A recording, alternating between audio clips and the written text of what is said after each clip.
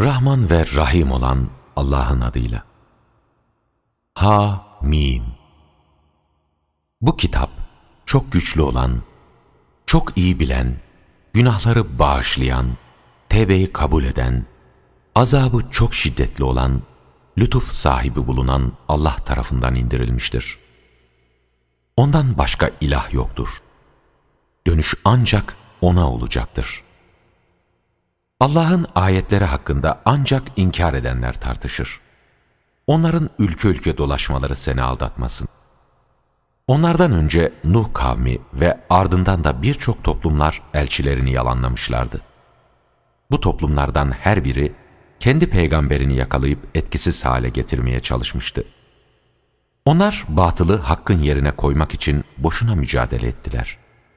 Bu yüzden ben de onları kıskıvrak yakalamıştım. Benim cezam nasılmış gör. Böylece Rabbinin inkar edenler hakkındaki hiç kuşku yok ki onlar cehennemliktir sözü yerini bulmuş oldu. Arşı taşıyan ve onun etrafında bulunan meleklere gelince, onlar Rablerini överek tesbih ederler. Ona inanırlar ve inananların bağışlanması için şöyle dua ederler. Ey Rabbimiz! Sen rahmetinle ve bilginle her şeyi kuşatmış bulunuyorsun. O halde tevbe edenleri ve senin yoluna uyanları bağışla. Onları cehennem azabından koru. Ey Rabbimiz! Sen onları da, onların atalarından, eşlerinden ve soylarından iyi olanları da söz vermiş olduğun adın cennetlerine koy. Çünkü sen gerçekten çok güçlü, çok bilge olansın. Sen onları kötülüklerden koru. Bugün sen kimi kötülüklerden korursan ona elbette rahmet etmiş olursun. İşte en büyük kurtuluş budur. İnkar edenlere gelince onlara şöyle seslenilecektir. Allah'ın gazabı sizin kendi kendinize kızmanızdan daha büyüktür. Çünkü siz inanmaya çağrıldığınızda inkar ediyordunuz. Bunun üzerine onlar şöyle diyecektir. Ey Rabbimiz! Bizi 2 kez öldürdün ve 2 kez de dirilttin. Madem ki günahlarımızı itiraf ettik, o halde bizim için bu ateşten bir çıkış yolu var mıdır? Onlara denilecek ki, bunun nedeni şudur. Siz tek olan Allah'a çağrıldığınızda inkar ediyordunuz. Ona ortak koşulunca onaylıyordunuz. Artık hüküm çok yüce, çok büyük olan Allah'ındır. O size ayetlerini gösteren ve sizin için gökten rızık indirendir. Ancak O'na yönelen düşünüp öğüt alabilir. Öyleyse siz inkar edenlerin hoşuna gitmese de dini Allah'a has kılarak O'na ibadet edin. Dereceleri yükselten, arşın sahibi olan Allah, kulları arasından dilediğine buluşma günü konusunda insanları uyarması için buyruğuyla ruhu indirir. Onların kabirlerinden kalkacakları gün, onlarla ilgili hiçbir şey Allah'a gizli kalmayacaktır. Bugün hükümranlık kimindir? Bir olan, her şeye egemen bulunan Allah'ındır. O gün herkese kazandığının karşılığı verilecektir. Çünkü o gün asla haksızlık yoktur. Kuşkusuz Allah hesabı çabuk görendir.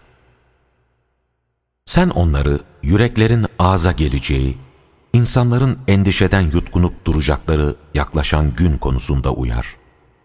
Çünkü o gün zulmedenler için ne bir koruyucu ne de sözü tutulur bir şefaatçileri olmayacaktır. Allah gözlerin hain bakışlarını da, göğüslerin gizlediğini de bilir. Allah adaletle hüküm verir. Oysa onların Allah dışında taptıkları hiçbir konuda hüküm veremezler. Çünkü Allah çok iyi işiten, çok iyi görendir. Onlar kendilerinden önce gelenlerin sonunun nasıl olduğunu görmek için yeryüzünde gezip dolaşmıyorlar mı? Onlar güç ve yeryüzündeki eserleri bakımından bunlardan daha üstündüler. Öyleyken Allah onları günahları yüzünden yakalayıvermişti. Onları Allah'a karşı koruyacak hiç kimseleri yoktu. Bunun nedeni gerçekte elçileri kendilerine apaçık delilleri getirdikleri halde yine de onları inkar etmeleriydi. Bu yüzden Allah onları yakalayıvermişti. Şüphesiz O çok güçlü, azabı çok şiddetli olandır. Andolsun ki biz Musa'yı mucizelerimizle ve apaçık bir güçle Firavun'a, Haman'a ve Karun'a göndermiştik. Ama onlar Musa için o çok yalancı bir sihirbazdır demişlerdi. Musa onlara katımızdan gerçeği getirdiğinde de onunla birlikte inanmış kimselerin oğullarını öldürün, kadınlarını ise sağ bırakın demişlerdi. Ama inkar edenlerin planları hep boşa çıkmıştır. Firavun dedi ki, bırakın beni de Musa'yı öldüreyim. O Rabbine dua etsin. Çünkü ben onun dininizi değiştirmesinden veya yeryüzünde kargaşa çıkarmasından korkuyorum. Musa dedi, ben hesap gününe inanmayan her kibirli kişiden, benim de sizin de Rabbiniz olan Allah'a sığınırım. Firavun ailesinden olup da inancını gizleyen bir adam şöyle dedi, siz bir adamı sırf Rabbim Allah'tır dediği için mi öldüreceksiniz? Oysa o size Rabbinizden apaçık mucizeler getirmiştir. Eğer o yalancıysa yalanı kendi zararınadır. Eğer doğru söylüyorsa sizi tehdit ettiği azabın bir bölümü başınıza gelir. Çünkü Allah aşırı giden, çok yalancı kimseyi doğru yola ulaştırmaz. Ey kavmim! Bugün hükümranlık ülkede üstünlüğü sağlamış kimseler olarak elbette ki sizindir. Ama Allah'ın azabı bize gelip çatarsa, ona karşı bize kim yardım edebilir? Firavun, ben size sadece kendi görüşümü söylüyorum ve size doğru yolu göstermekten başka bir şey yapmıyorum diye karşılık verdi. Yine inanmış olan o adam şöyle dedi, ey kavmim! Doğrusu ben Nuh kavminin, Ad kavminin, Semud kavminin ve onlardan sonra gelenlerin durumu gibi elçilerine topluca karşı çıkanların başlarına gelen akıbetin sizin başınıza da gelmesinden korkuyorum. Oysa Allah kullarına asla zulmetmek istemez. Ey kavmim! Ben sizin için o feryat gününden, arkanızı dönüp kaçacağınız günden korkuyorum. Çünkü sizi Allah'a karşı koruyacak kimse yoktur. Allah kimi saptırırsa artık onu doğru yola ulaştıracak kimse olmaz. Andolsun ki Yusuf da daha önceleri size apaçık deliller getirmişti. Ama siz onun size getirdiklerinden de kuşkulanıp durmuştunuz. Sonunda o ölünce de Allah ondan sonra bir peygamber göndermeyecektir demiştiniz. İşte Allah aşırı giden şüphecileri doğru yoldan böyle saptırır. Kendilerine gelmiş bir delil olmaksızın Allah'ın ayetleri hakkında tartışanlara gelince, bu durum Allah katında da inananlar yanında da büyük bir nefret uyandıran çirkin davranışlardır. Allah büyüklük taslayan her zorbanın kalbini işte böyle mühürler. Firavun dedi ki, ey Haman!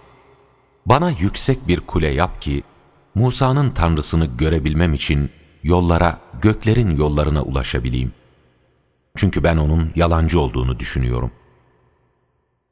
Böylece Firavun'a yaptığı kötü iş güzel gösterilmiş ve o doğru yoldan saptırılmıştı. Firavun'un planı elbette sonuçsuz kalmıştı. Yine o inanmış kimse dedi ki, ey kavmim! Bana uyun ki sizi doğru yola ulaştırayım. Ey kavmim! Bu dünya hayatı ancak geçici bir yararlanmadan ibarettir. Ahiretse sürekli olarak kalınacak yerdir. Kim bir kötülük işlerse sadece yaptığı kötülük kadar karşılık görür. Buna karşılık erkek ya da kadın her kim inanarak iyi iş yaparsa işte onlar cennete girecekler ve orada kendilerine hesapsız rızık verilecektir. Ey kavmim! Ben sizi kurtuluşa çağırırken siz beni niçin ateşe çağırıyorsunuz? Siz beni Allah'ı inkar etmeye ve hakkında hiçbir bilgim olmayan şeyleri ona ortak koşmaya çağırıyorsunuz. Bense sizi o çok güçlü olana, o çok bağışlayan Allah'a çağırıyorum. Gerçek şu ki, sizin beni kendisine çağırdığınızın ne dünyaya ne de ahirete yönelik hiçbir çağrısı, mesajı yoktur. Kuşkusuz dönüşümüz Allah'adır. Yine hiç kuşku yok ki aşırı gidenler cehennemlik olacak olanlardır. Benim size söylediklerimi yakında hatırlayacaksınız. Ben işimi Allah'a bırakıyorum. Kuşkusuz Allah kullarını çok iyi görendir. Allah o inanan kişiyi onların kurdukları kötü planlara karşı korumuştu. Ancak Firavun ailesini ise azabın en kötüsü kuşatmıştı. Onlar sabah akşam ateşe sunulacaklardır.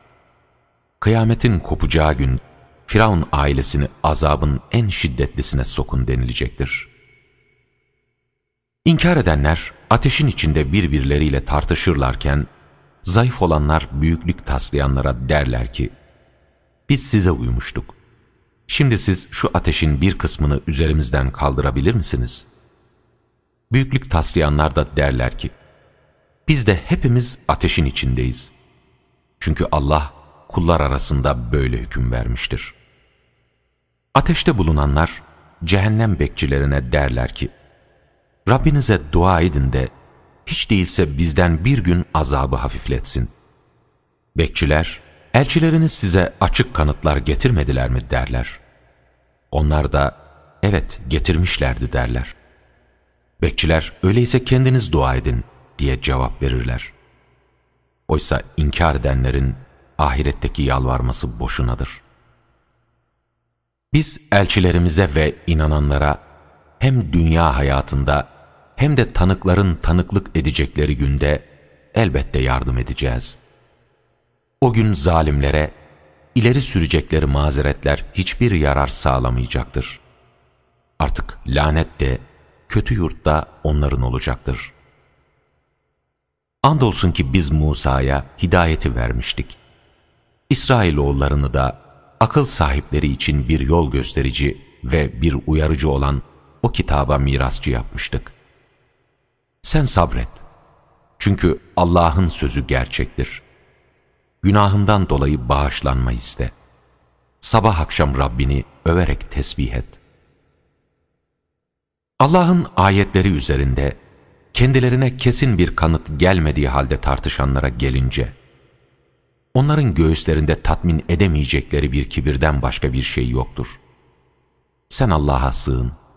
Çünkü O çok iyi işiten, çok iyi görendir. Göklerin ve yerin yaratılması, elbette insanların yaratılmasından daha büyük bir olaydır.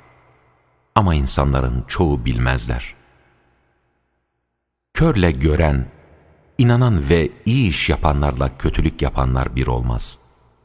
Siz ne kadar da az düşünüyorsunuz. Kıyamet günü mutlaka gelecektir. Bu konuda hiçbir kuşku yoktur. Ama insanların çoğu buna inanmamaktadır. Rabbiniz dedi ki, bana dua edin, duanızı kabul edeyim. Şüphesiz bana ibadeti bırakıp büyüklük taslayanlar, aşağılanmış olarak cehenneme gireceklerdir. Allah içinde dinlenesiniz diye geceyi, görmeniz için de gündüzü yaratandır. Çünkü Allah insanlara karşı lütuf sahibidir. Ama insanların çoğu şükretmezler. İşte her şeyin yaratıcısı olan Rabbiniz Allah budur. Ondan başka ilah yoktur.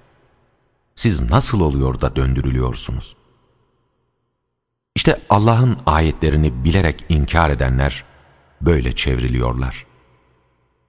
Allah sizin için yeryüzünü yerleşim alanı, göğü de bina yapan, sizi şekillendirip şeklinizi güzel yapan ve sizi temiz olan şeylerle rızıklandırandır. İşte Rabbiniz olan Allah budur.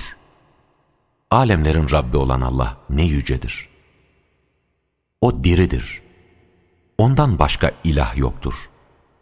Dini yalnız kendisine has kılarak O'na kulluk edin. Övgü, alemlerin Rabbi olan Allah'ındır. De ki, ben Rabbimden bana apaçık kanıtlar gelince, sizin Allah dışında taptıklarınıza ibadet etmem bana yasaklandı ve bana kendimi alemlerin Rabbi olan Allah'a teslim etmem emrolundu. Sizi topraktan, sonra bir nutfeden, sonra bir embriyodan yaratan, sonra ana rahminden sizi bebek olarak çıkaran, sonra sizi olgunluk çağına erişmeniz, sonra da yaşlanmanız ki daha önce vefat edenler de vardır ve belirlenmiş olan bir süreye ulaşmanız için sizi yaşatan O'dur. Umulur ki düşünürsünüz. Dirilten de, öldüren de O'dur. O herhangi bir işin olmasına karar verince ona ol der, o da oluverir. Allah'ın ayetleri üzerinde tartışanları görmüyor musun? Nasıl döndürülüyorlar? Kitabı ve elçilerimizle birlikte gönderdiklerimizi yalanlayanlar yakında gerçeği anlayacaklardır. Onlar o zaman boyunlarında demir halkalar ve zincirler olduğu halde önce kaynar suda sürüklenecekler, sonra da ateşte yakılacaklardır. Sonra da onlara Allah dışında koştuğunuz ortaklar nerededir diye sorulacaktır. Onlar gözümüzün önünden yok olup gittiler. Meğer biz önceleri hiçbir şeye tapmıyormuşuz diye karşılık vereceklerdir. İşte Allah inkar edenleri böylece saptırır. Bu durum sizin yeryüzünde haksız olarak şımarmanızdan ve böbürlenmenizden ötürüdür. O halde içinde sürekli olarak kalmak üzere cehennemin kapılarından girin. Büyüklük taslayanların kalacakları yer ne kötüdür. Sen sabret. Çünkü Allah'ın vaadi gerçektir. Onları tehdit ettiğimiz azabın bir bölümünü ister sana gösterelim, ister seni daha önce vefat ettirelim, sonuç değişmez. Çünkü onlar sonunda bize döndürüleceklerdir. Andolsun ki biz senden önce de birçok elçiler göndermiştik. Sana onların kimini anlattık, kimini de anlatmadık. Hiçbir elçi Allah'ın izni olmadan bir mucize gösteremez. Allah'ın buyruğu gelince de hak ile yerine getirilir. İşte o zaman asılsız şeyler uyduranlar kaybederler. Allah bir kısmına binmeniz, bir kısmını da yemeniz için size hayvanlar yaratmıştır. Onlarda sizin için daha nice yararlar vardır. Gönüllerinizdeki bir arzuya onlara binerek ulaşırsınız. Onların ve gemilerin üstünde taşınırsınız. Allah size ayetlerini gösteriyor. Şimdi Allah'ın ayetlerinden hangisini inkar edersiniz? Onlar kendilerinden öncekilerin ki sayıca kendilerinden daha çok, güç ve yeryüzündeki eserleri bakımından kendilerinden daha üstün olanların sonlarının nasıl olduğunu görmek için yeryüzünde gezip dolaşmıyorlar mı? Kazandıkları onlara hiçbir yarar sağlamamıştı. Onlara elçileri apaçık deliller getirince kendilerinde olan bilgiyle şımarmışlar ve alay konusu yaptıkları azap kendilerini çepeçevre kuşatıvermişti. Sonra azabımızı gördüklerinde onlar artık tek olan Allah'a inanıyoruz ve O'na koştuğumuz ortakları inkar ediyoruz dediler. Ancak azabımızı gördüklerinde inanmış olmaları Allah'ın kulları hakkında eskiden beri yürürlükte olan yasası gereği onlara bir yarar sağlamamıştı. İşte inkarcılar o zaman ziyana uğramışlardı.